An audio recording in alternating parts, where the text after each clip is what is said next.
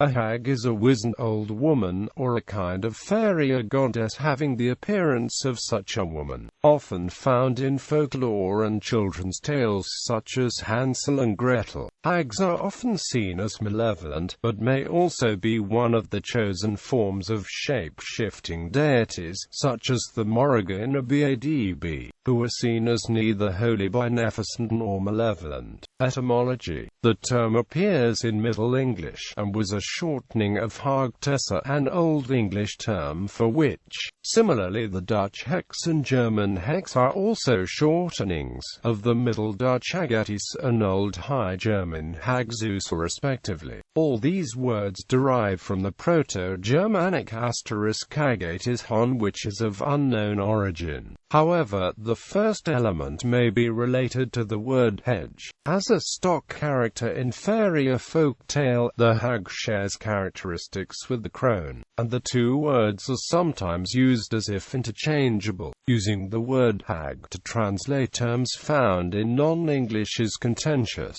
since use of the word is often associated with misogyny. Hag in folklore: a hag, or the old hag, was a nightmare spirit in English and Anglophone North American folklore. This variety of hag is essentially identical to the Old English mara, a being with roots in ancient Germanic superstition, and closely related to the Scandinavian mara. According to folklore, the old hag sat on a sleeper's chest and sent nightmares to him or her. When the subject awoke, he or she would be unable to breathe or even move for a short period of time. In the Swedish film Morrígan, the main character suffers from these nightmares. This state is now called sleep paralysis, but in the old belief the subject had been hag-ridden. It is still frequently discussed as if it were a paranormal state.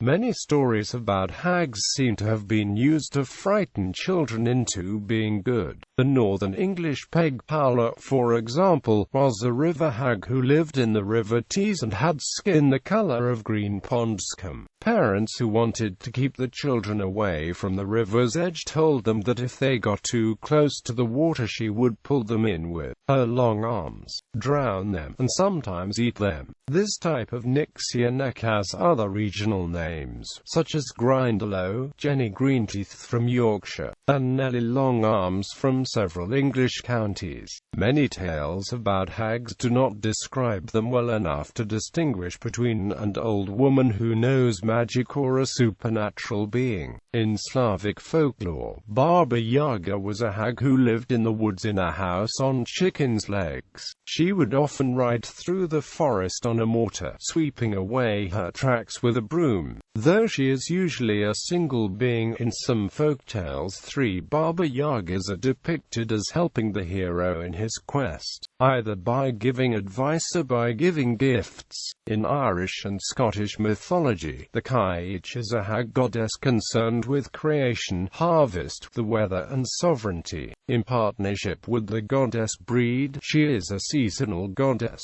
seen as ruling the winter months while Breed rules the summer. In Scotland, a group of hags, known as the Caich, are seen as personifications of the elemental powers of nature, especially in a destructive aspect. They are said to be particularly active in raising the windstorms of spring, during the period known as a challenge. Hags as sovereignty figures abound in Irish mythology. The most common pattern is that the hag represents the barren land, who the hero of the tale must approach without fear, and come to love on her own terms. When the hero displays this courage, love, and acceptance of her hideous side, the sovereignty hag then reveals that she is also a young and beautiful goddess.